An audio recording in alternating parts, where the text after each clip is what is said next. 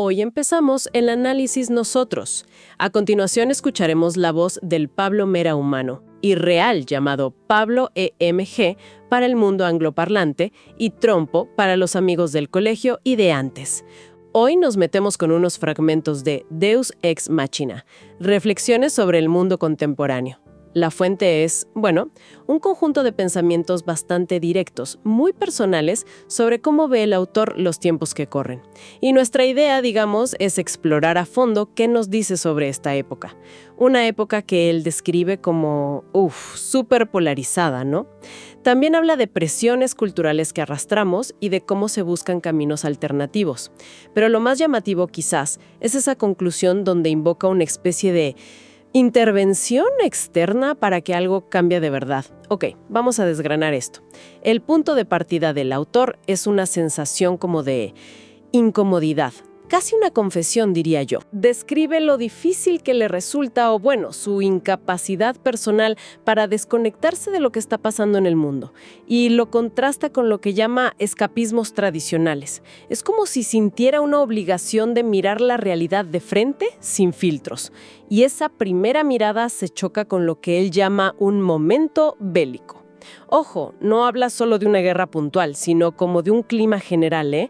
Menciona sí 2 guerras principales, las que salen en todos lados, pero enseguida apunta a otras, por ejemplo en África, que quedan como invisibles, olvidadas, y la reflexión ahí es potente. Dice que se ignoran porque se consideran menos grandes o con integrantes menos importantes.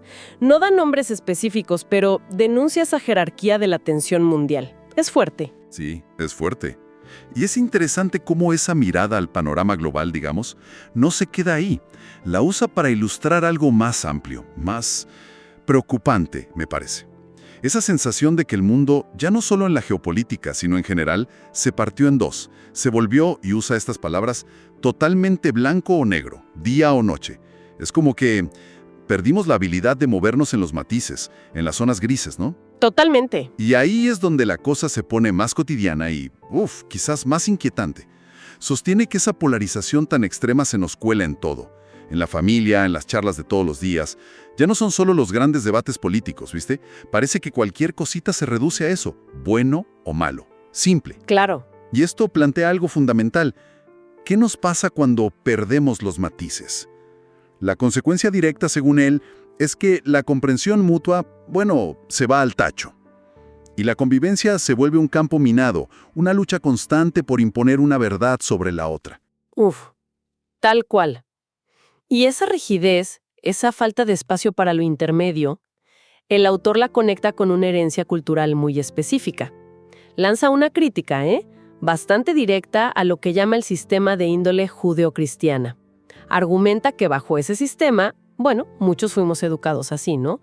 Y su punto clave es que esta tradición, o al menos como él la interpreta, puso históricamente el foco en el sacrificio, muchas veces por encima del placer o del simple disfrute de la vida. La idea de fondo era esa: el sacrificio era el camino, como que había que sufrir para merecer. Y aquí es donde se pone realmente interesante, porque conecta esa herencia con una actitud muy de hoy, lo que llaman la cultura estoica actual. Esa pose de yo soy estoico, yo puedo con todo, ¿viste? Que parece casi una medalla de honor en nuestra sociedad. Mucha gente la lleva como señal de fortaleza. Claro, como un valor positivo. Exacto. Pero el autor lo ve muy críticamente. No como fortaleza, sino como una olla a presión. Su argumento es bien claro. Esa negación constante del malestar, esa resistencia a toda costa, es insostenible. Dice textual: tarde o temprano la cabeza explota. Es un desafío de frente a esa narrativa tan popular de la resiliencia a cualquier precio. Exacto, no lo ve como resiliencia, sino como represión, en el fondo. Y frente a esa cultura del aguantar y sacrificarse, él propone buscar inspiración en otro lado, en una filosofía antigua, el epicureísmo. Y es clave entender cómo lo presenta, No es un hedonismo así simple, de buscar placer por placer. Es algo más sutil, más profundo. Se trata, según el texto, de buscar un placer refinado, sí, pero sobre todo la tranquilidad del alma, lo que los epicúreos llamaban ataraxia.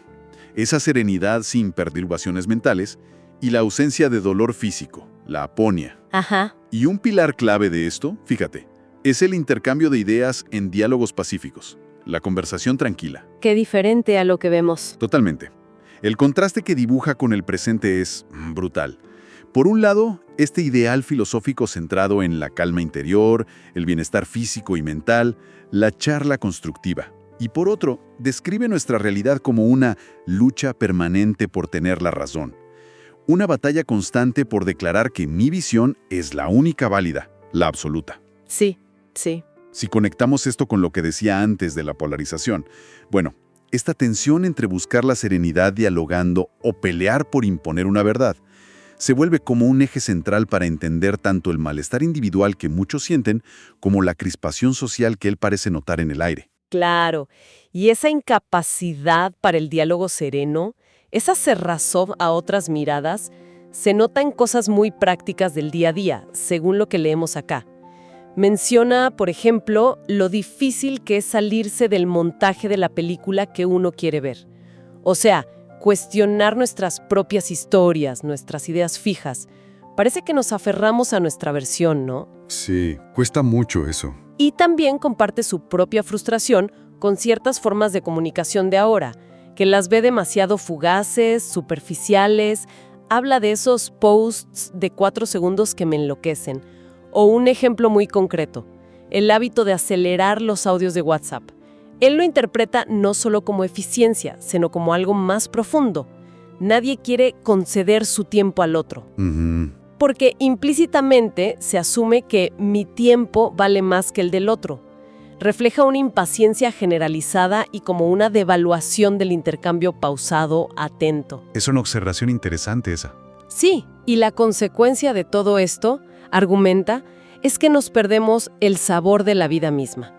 En esa carrera por resumir, por acelerar, por evitar el análisis que pide tiempo y esfuerzo, sacrificamos la profundidad, la riqueza de la experiencia, la comprensión real. Su mirada es bastante ácida, ¿eh? Dice que vivimos en una cultura que aplaude al simplismo y desprecia el análisis profundo. Como si pararse a pensar, a matizar, estuviera mal visto o fuera a perder el tiempo. Es fascinante y, la verdad, un poco escalofriante. ¿Cómo lleva esa crítica a la simplificación un paso más allá? La conecta con algo tan grave como la violencia. Sugiere que la aceptación o incluso la normalización de la violencia sobre otros seres humanos puede, en ciertos contextos, ser útil para determinados intereses. Uf. Y aquí viene la conexión clave. Argumenta que esta aceptación se facilita justo por esos razonamientos rápidos, binarios, ¿viste?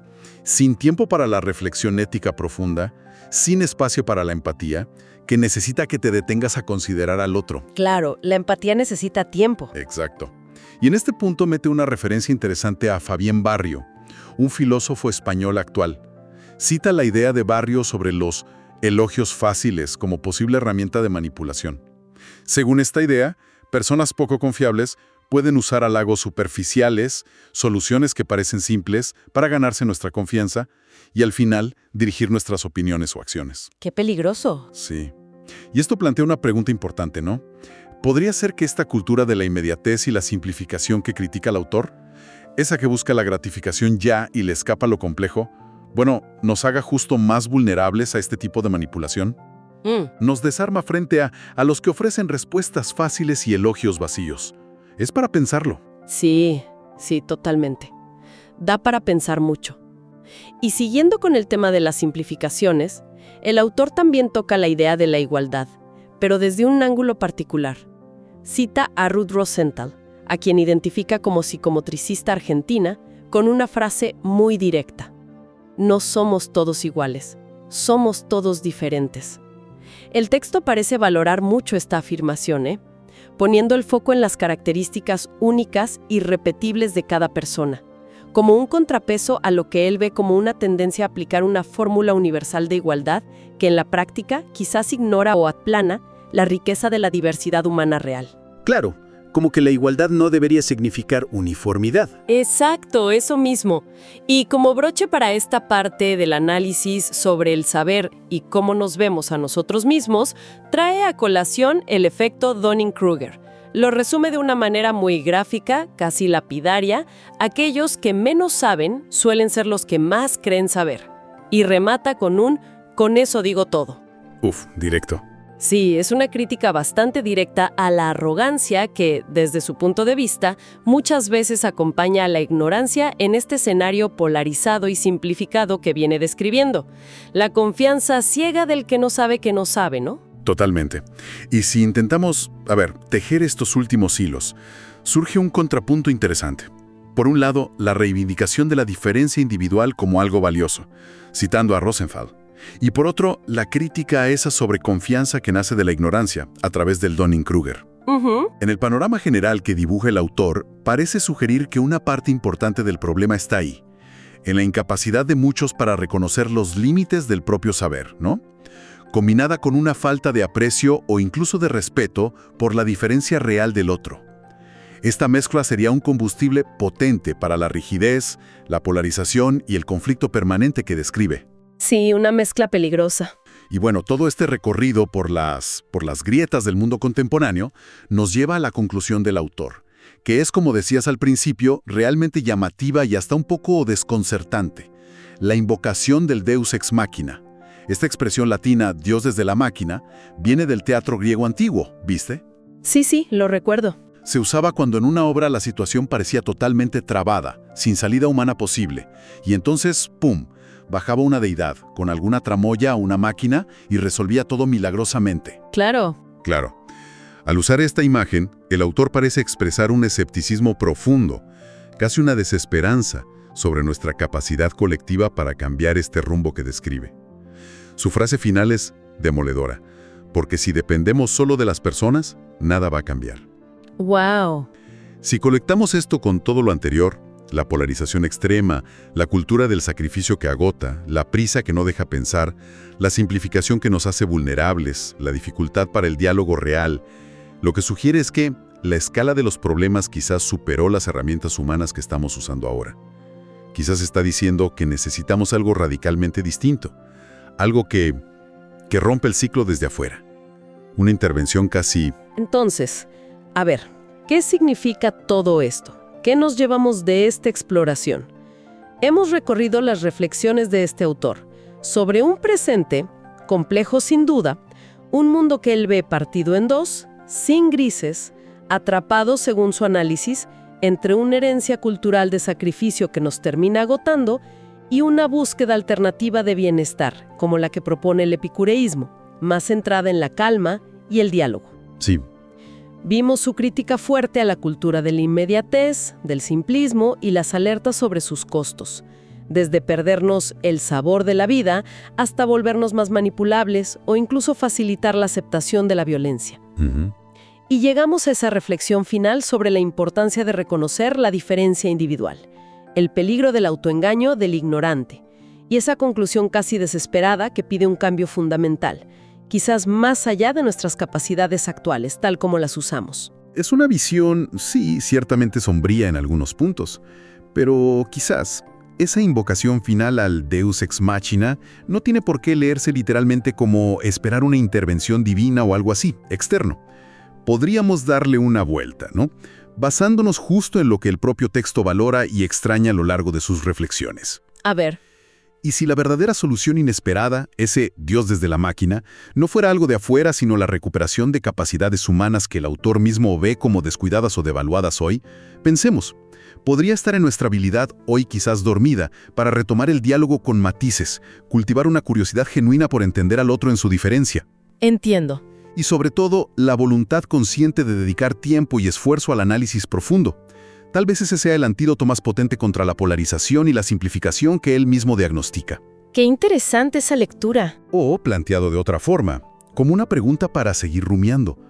¿Será que la respuesta no está en mirar hacia afuera, esperando una solución mágica, sino en revalorizar activamente aquello que la prisa, la rigidez y el ruido constante nos están quitando? O sea, recuperar el tiempo y la disposición mental para pensar críticamente, para escuchar de verdad, para intentar comprender la complejidad del mundo y de las personas que nos rodean. Es una reflexión que, creo, resuena bastante con los desafíos que tenemos hoy en día. El autor nos ofrece 12.950 plus posts de su historia personal disponibles en su blog http://pablomenara.blog.com y nos invita a escribirle a trombi@hotmail.com. Sus podcasts recorren el mundo y se escuchan en lugares tan distantes como India y Arabia Saudita y anticipan su próximo libro.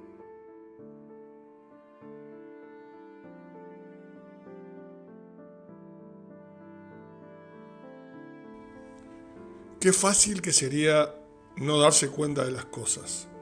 Seguir adelante, poder escaparse con los escapismos tradicionales. Pero bueno, creo que no es lo que me toca a mí. No estoy capacitado a no darme cuenta de las cosas. Tampoco creo tener la verdad de todo lo que pienso o digo, pero me doy cuenta que esto está ocurriendo ahora, en un momento bélico donde hay dos guerras principales al mismo tiempo y varias paralelas que nadie habla. En África hay varias que nadie las nombra, porque hay otras más grandes y más visibles, con integrantes más importantes geopolíticamente. El mundo se ha vuelto totalmente, día o noche, blanco o negro, no hay alternativas para cosas en el medio. Y esto se ve en la familia también, en los comentarios del día a día. No solamente se ve políticamente o se ve no, es bueno o malo, es blanco o negro, no hay alternativas. Lo que lleva a un mundo demencial y duro como el que nos criamos los que fuimos educados en un sistema de índole judaico-cristiano, porque para el judaísmo y para el cristianismo no existía la posibilidad del placer, no existía la posibilidad del disfrute. El sacrificio era lo que nos llevaba adelante. El placer era algo que no se buscaba en sí mismo.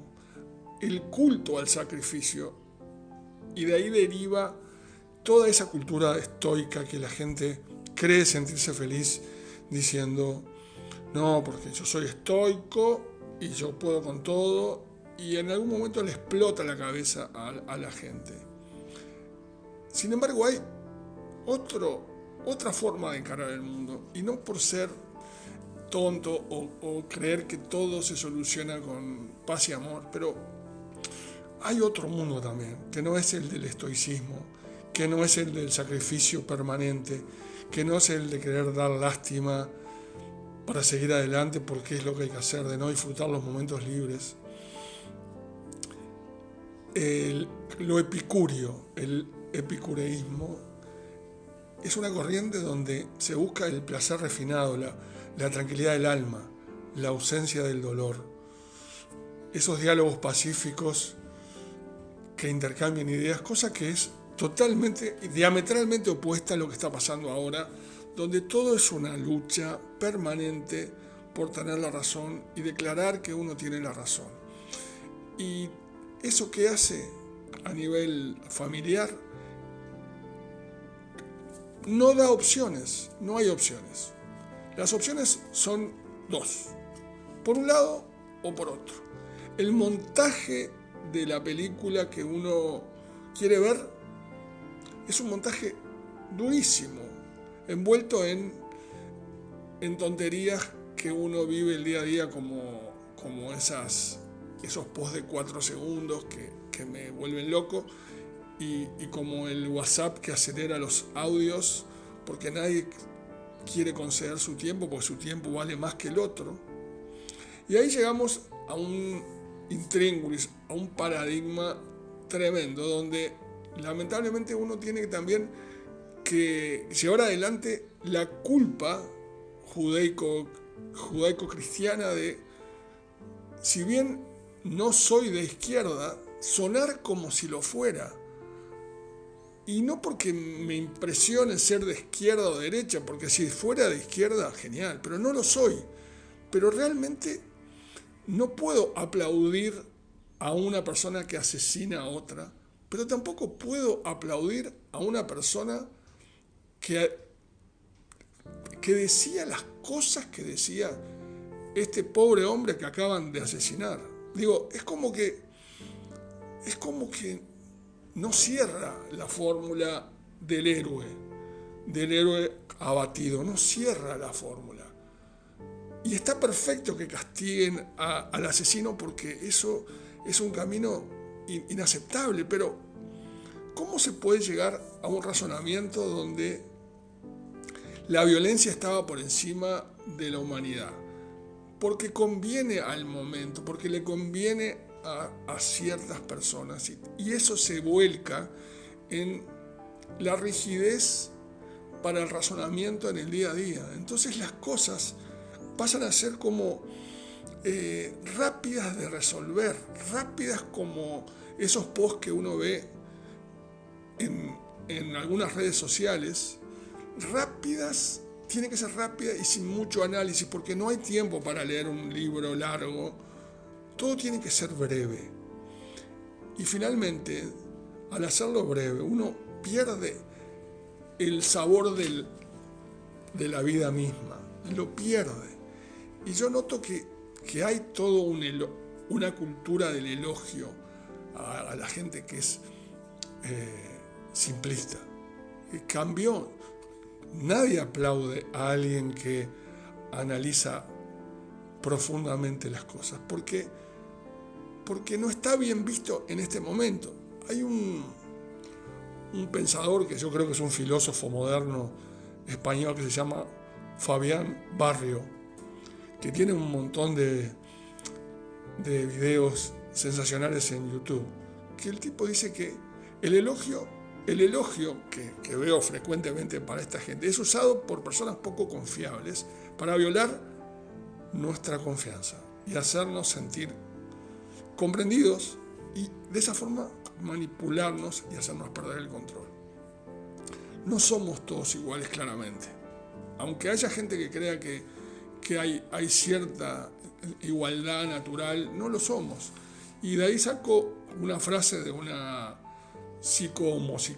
psicomotricista y docente muy premiada argentina, se llama Ruth Rosenthal, que tiene un libro que se llama Bullying, que dice que no somos todos iguales, somos todos diferentes y las personas tienen características diferentes.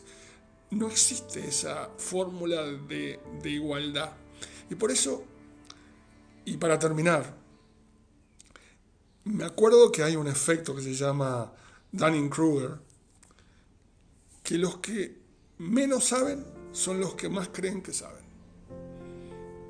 Y con eso digo todo y trato de invocar a la intervención divina con esa frase en latín que suena en algunos libros y uno cree que es otra cosa, y es Deus ex machina. Que haya una intervención divina y solucione esto, porque la gente por sí misma no lo va a hacer.